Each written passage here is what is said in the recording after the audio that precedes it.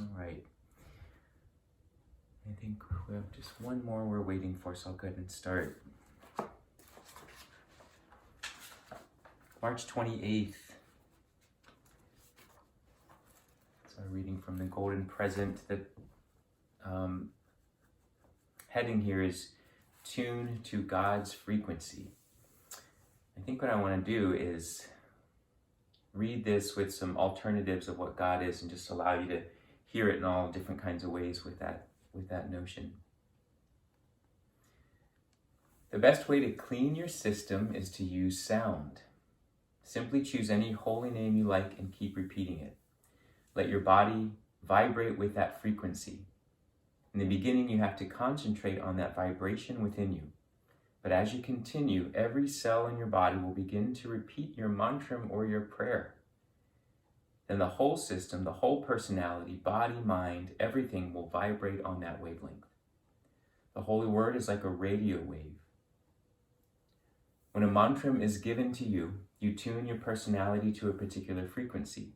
It's just like tuning a radio. The cosmic music that comes from the higher power is always being transmitted. Universal consciousness never stops transmitting all the beautiful things. Some simply don't tune their heart radios to the proper frequency. Instead, they tune it to the wrong frequency and get atmospheric disturbance. With practice, you'll be able to tune your heart radio. You will become a good receiver. Only then is the proper communication possible. Communication brings communion. Real communion is possible only when you tune your entire personality to a higher consciousness frequency.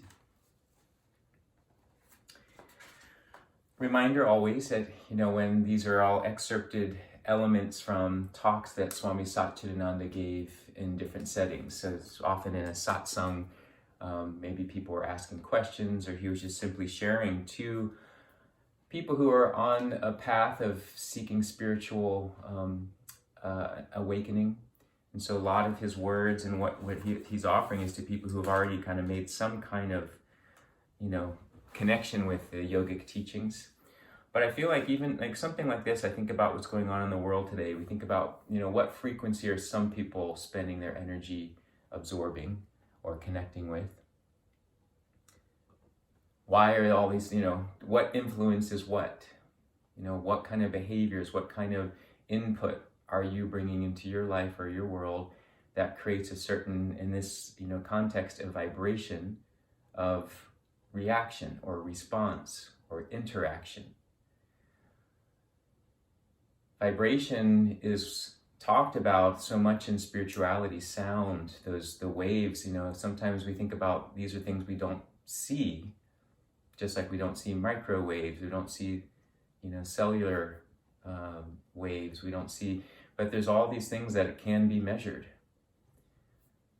Science has done some measurement on meditation and how the power of the mind functions through different thought patterns. And so it's always fun for me to learn more about this and see what's happening when they notice things like chanting, for example. What happens when you do chanting and they measure these things and they see it creates this calming effect on the body. And it truly is all the way down to this cellular level. Inside of us, and this was part of the reading from yesterday, was also about sound, about mantram. We have the atoms in the body that they're not just this static component in us. They're literally vibrating. All these little atoms within us are all vibrating at a certain frequency that makes you, you. Mine are different than yours, and yours are different than yours. So there's something that's happening that's connecting with vibration in all ways. We only see form because we've all agreed that there is form. But there's actually this movement through and around all things, objects, where it's just this constant vibration and formation. So if it's all moving and movable and changeable, how much can we partake in it? How much does our mind become influenced? And you just can even simply think about a mood you get in. Do you have a mood of that's generally content, that's generally accepting, generally compassionate? Or do you have a mood that tends towards fear or anxiety?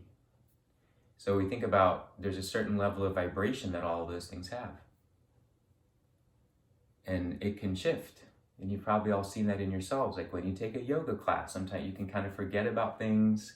Maybe even during Shavasana, it's like all the world is, is one. I don't know, whatever happens in your Shavasana. But maybe then we snap out of it and then something happens, we get a phone call, we get then it's different. So at least there's something we recognize that shifts.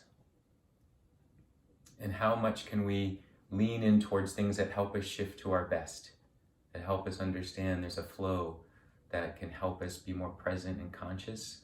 And it doesn't mean you're just like blah. That's not the vibration we want. We want a very awakened vibration, like, okay, what do I need to do? How can I be, what more can I bring to the world that will really be useful?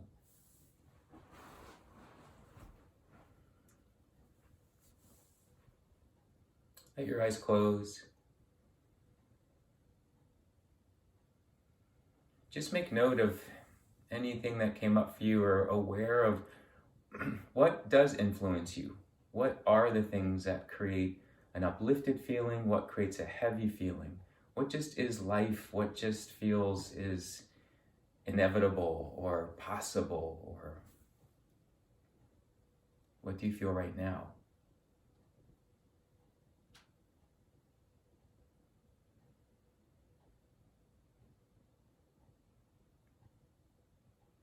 Feel yourself making more space around whatever it is that's there.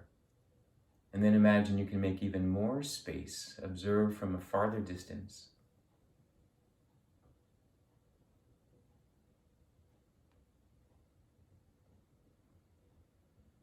And now focus on the breath, being slow and steady.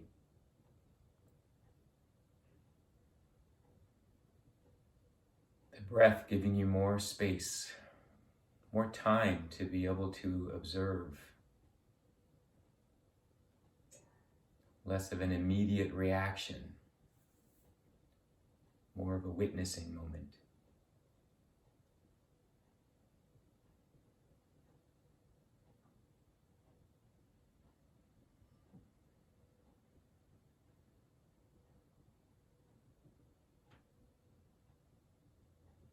Let's move this into our 6-4-6-4 breathing. Exhale the air.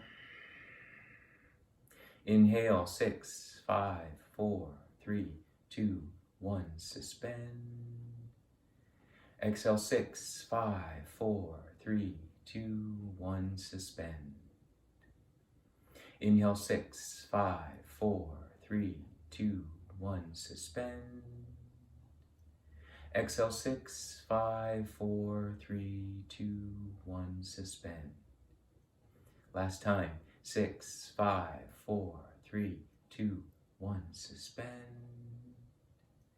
Exhale, 6, 5, 4, 3, 2, 1, suspend. And return to regular breathing.